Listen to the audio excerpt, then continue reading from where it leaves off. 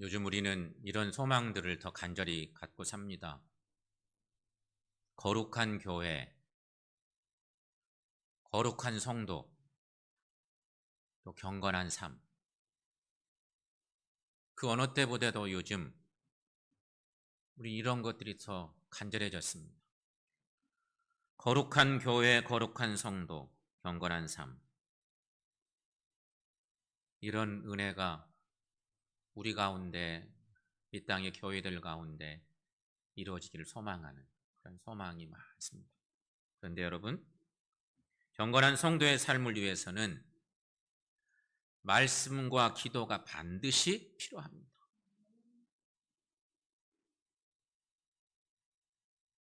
거룩한 삶, 경건한 삶을 위해서는 말씀과 기도가 필요해요. 그런데 여러분, 말씀과 기도가 신앙생활의 기본인데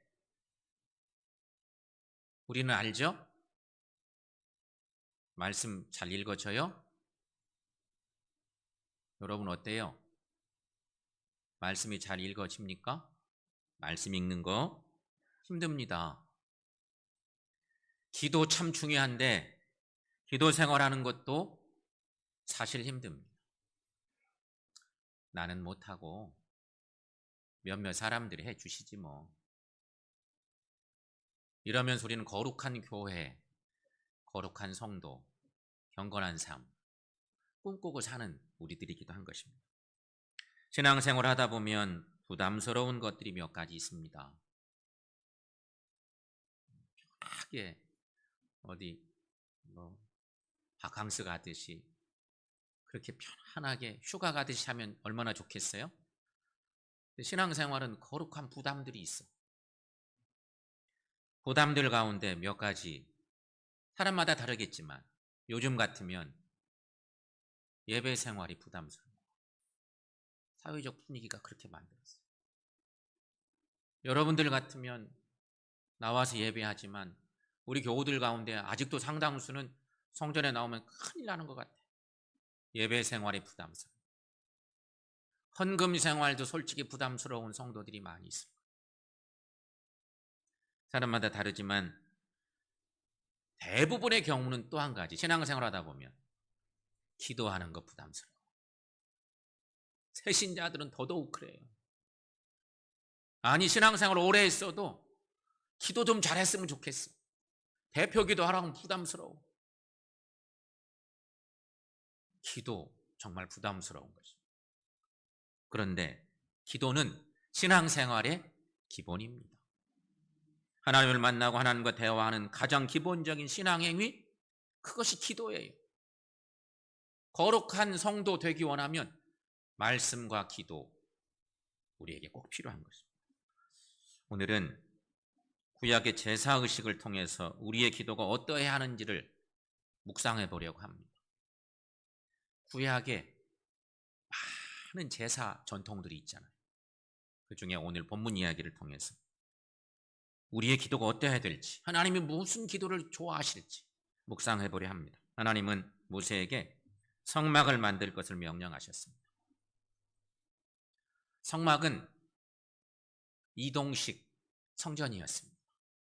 이스라엘 백성들이 성전을 짓기 전에 성막에서 하나님을 만나고 하나님을 예배하게 하신 겁니다. 하나님께서 모세를 통해서 성막을 짓게 하신 것은 이스라엘 백성들과 하나님이 그 성막에서 만나고 싶어서 짓게 하신 것입니다. 성막의 모형도를 보겠습니다. 여러분, 성막의 평면도 모형이 저렇습니다. 여러분 잘 알죠 뭐.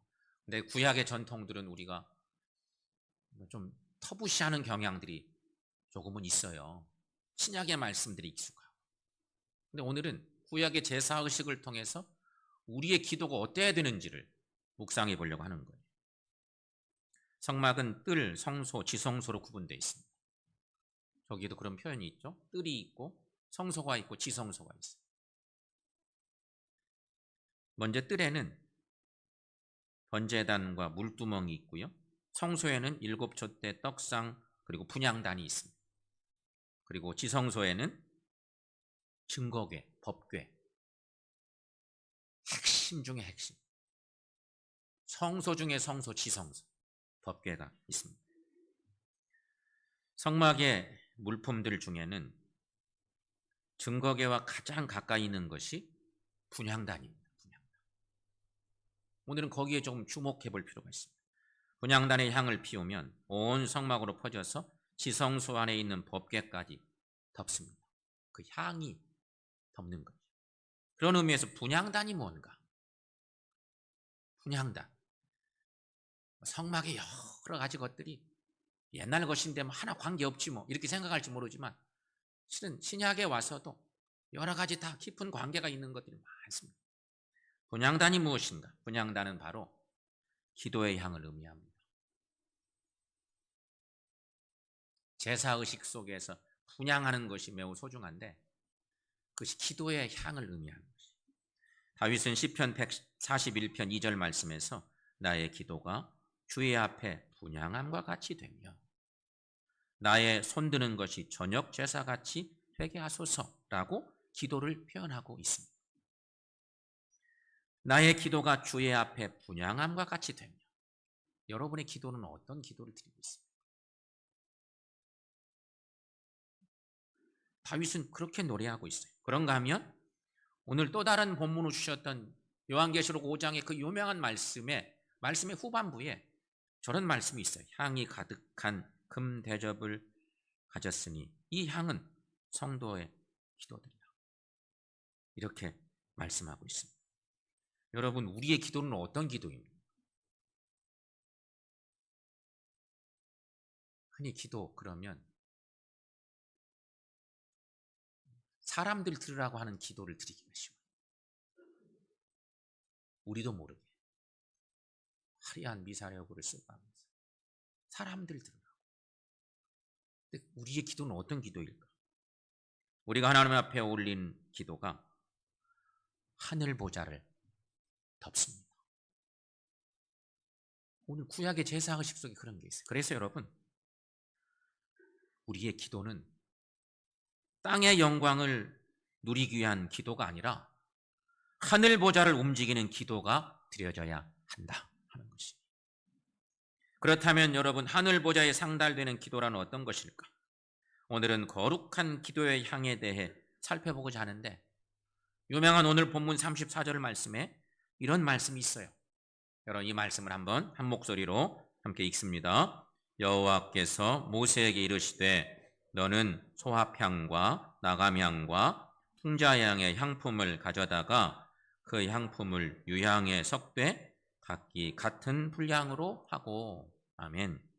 하나님께서는 모세에게 분향의 재료로 소합향과 나감향과 풍자향을 올리라고 말씀하고 있는 거예요.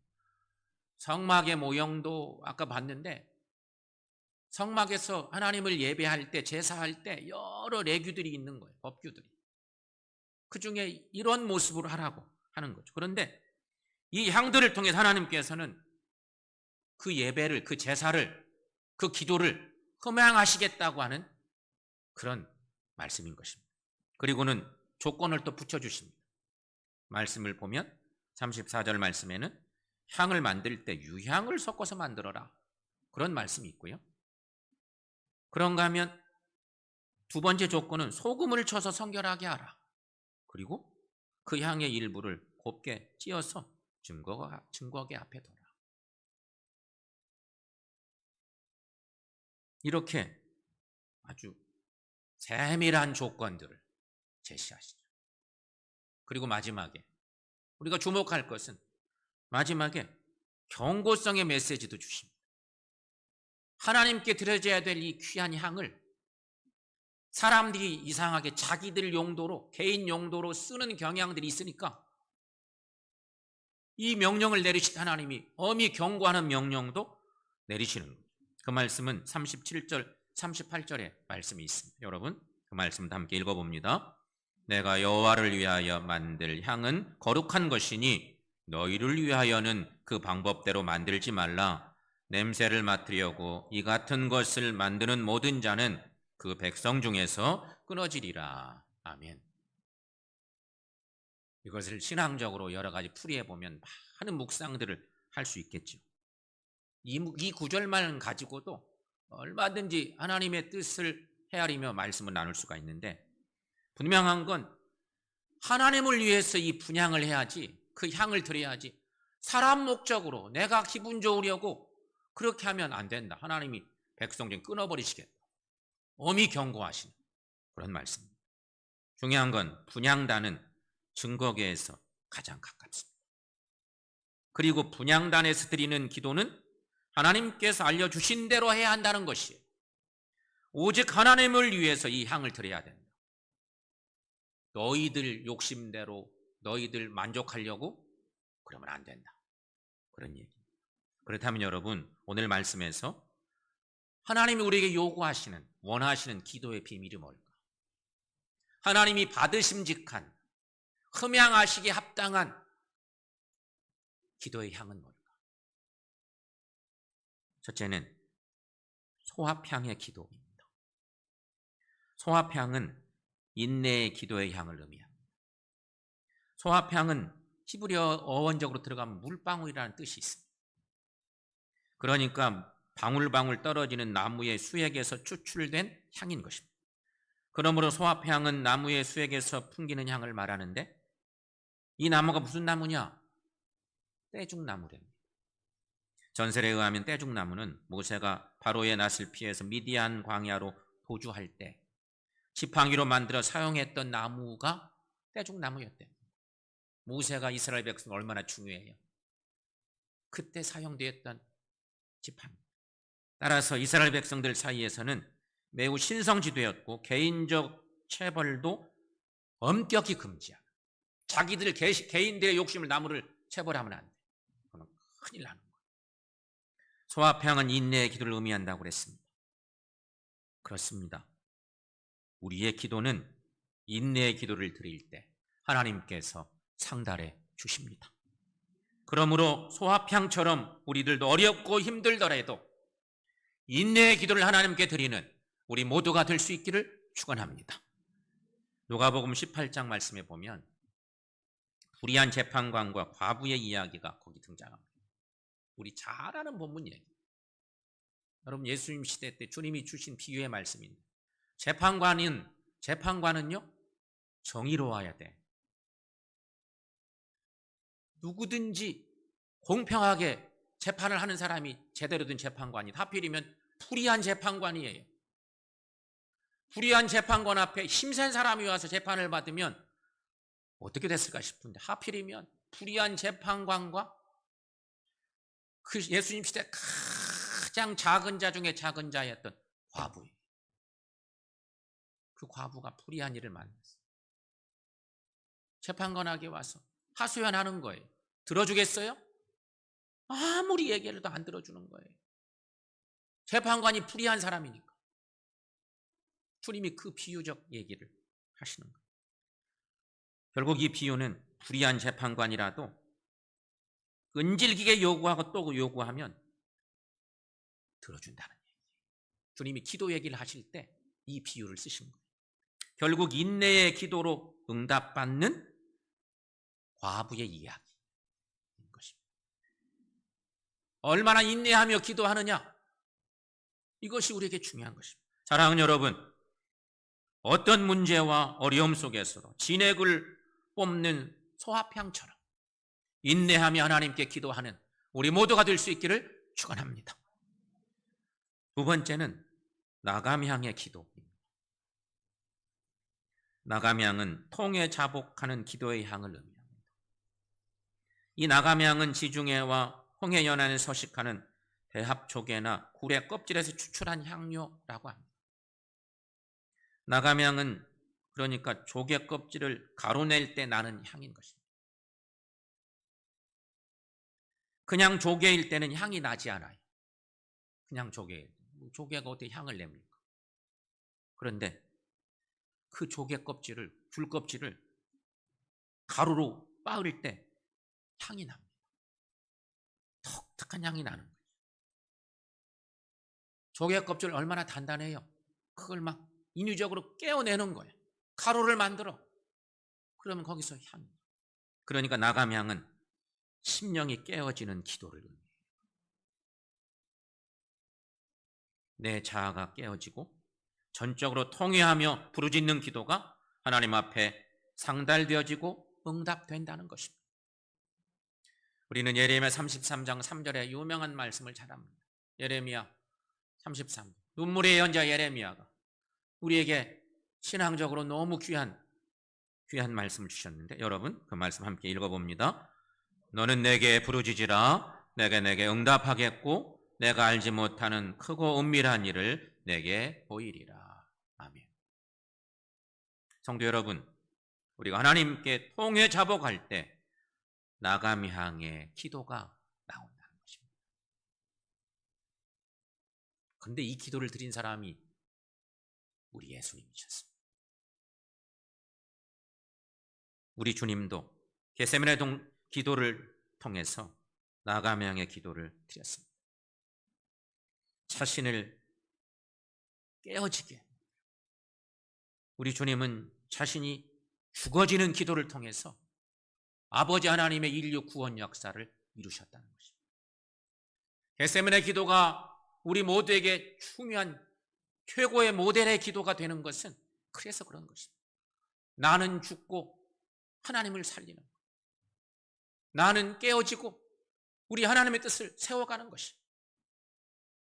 주님은 마가복음 14장에서 주님의 기도를 우리는 만나볼 수 있는데 말씀하시되 내 마음이 심히 고민하여 죽게 되었으니 너희는 여기 머물러 깨어있으라 하시고 조금 나가사 땅에 엎드려 될 수 있는 대로 이때가 자기에게서 지나가기를 구하여 이르시되 아빠 아버지여 아버지께서는 모든 것이 가능하오니 이 잔을 내게서 옮기시옵소서. 그러나 나의 원대로 마시옵고 아버지의 원대로 하옵소서. 신앙의 길은 주님을 닮아가는 길이거든요.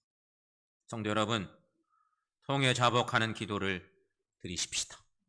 이런 기도를 통해서 하나님 앞에 상달되는 기도자들, 나감 향해 기도를 드리는 저 여러분들 모두가 되시기를 축원합니다. 세 번째는 풍자향의 기도입니다. 풍자향은 시기와 때를 따라 돕는 은혜를 의미합니다. 풍자향은 고무나무에서 나는 향이라고 합니다. 그 나무가 1m 정도 자라면 노란 꽃이 피는데 그때 그 뿌리에서 향료를 채취합니다. 이 향은 아무 때나 나오는 것이 아니라 노란 꽃이 필 때만 이 향이 난다. 너무도 신기하죠? 나무에서 노란 꽃이 필 때 뿌리를 채취하면 거기서 아주 독특한 향이 난다. 그게 풍자향인 거예요. 우리도 마찬가지입니다, 여러분. 기도하는 사람은 때를 따라 돕는 은혜가 있습니다. 히브리서 4장 말씀에 우리가 잘 아는 이런 말씀이 있습니다. 여러분 함께 읽습니다. 그러므로 우리는 긍휼하심을 받고 때를 따라 돕는 은혜를 얻기 위하여 은혜의 보좌 앞에 담대히 나갈 것이니라. 아멘. 여러분, 우리가 기도를 하는데 무슨 일만 생기면 나와서 기도해. 내가 아쉬울 때 하나님 앞에 나와 기도해. 그리고 그냥 잊어버리고 또 살아. 또 하나님께 매달리고 싶은 그런 상황이 오면 그때만 나와 기도해. 그런가 하면 매일 나와서 기도하는 사람이 있어. 언제나 기도 생활 잘해. 하나님이 누구의 기도를 더 기뻐하실까요? 누가 응답받기 합당할까요? 우리는 그 답을 잘 알고 있죠.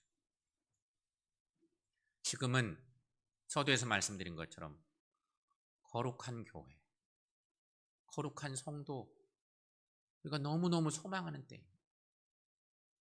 코로나가 1년 지나 해를 넘겨 2년째 계속되고 있는데 정말 요즘 우리는 거룩한 교회 너무 소망하는 일이 됐어요. 거룩한 성도 너무 간절합니다. 여러분, 거룩한 교회와 거룩한 성도는 이꼬르예요. 교회와 성도는 분리된 게 아니에요. 지난 주간에 NCC와 YMCA, YWCA가 공동으로 전 국민에게 기독교계를 대표해서 사과했습니다. 언론은 신보 연합단체들이 국민께 사과했다, 이렇게 타이틀을 내보내는 것을 보았습니다. 어찌됐든 환영할 일이기도 한데 가슴 아프다. 우리 마음이 아파요. 왜 사과했는지는 너무 잘 알아요. 작년 8월쯤에, 12월쯤에, 그리고 올 1월에, 얼마 전 서울의 모 교회 때문에, 인터콥 때문에, IM 선교회 때문에 주기적으로 사건들이 터지는 거예요. 이 어려운 때. 그래서 거룩한 교회, 공교의 모습을 막 해치는 거예요. 그러니 여러분, 지금은 기독교계가 통해 자복할 때입니다. 성도들이 기도할 때임에 분명합니다. 왜 그러냐 이렇게 얘기하고 말할 때가 아니에요. 그 문제가 내 문제예요. 우리 교회의 문제, 나의 문제예요. 우리 함께 나라와 민족, 이 땅의 교회들을 위해 기도해야 합니다. 이번 토요일 월삭 새벽 기도에 참여하여 함께 기도하십시다. 나라와 민족, 교회와 교회 일꾼들을 위해서 기도하십시다. 누가 와서 하겠지 뭐. 그러면서 우리는 거룩한 교회를 소망해요. 거룩한 교회, 거룩한 성도 되기를 원해요. 여러분, 지금은 기도할 때 하나님의 은혜를 사모하며 회복시켜 주시라고, 바로 세워주시라고 기도할 때라는 것입니다. 기도가 꾸준히 하나님께 드려질 때 바로 그때에 적절히 돕는 은혜가 있습니다. 기도하는 사람들에게는 기도의 맛이 있어요. 세상이 줄 수 없는 하나님의 그 놀라운 은혜의 맛이 있어요. 기도하면 하나님의 은혜를 신기하게 맛보거든요. 사랑하는 여러분, 지금 분명히 기도할 때 이 땅의 교회를 위해서도, 우리 교회를 위해서 사랑하는 일꾼 세워주시라고 우리 모두가 함께 기도하고 주님 은혜를 사모하며 나가는 우리 모두가 되시기를 축원합니다.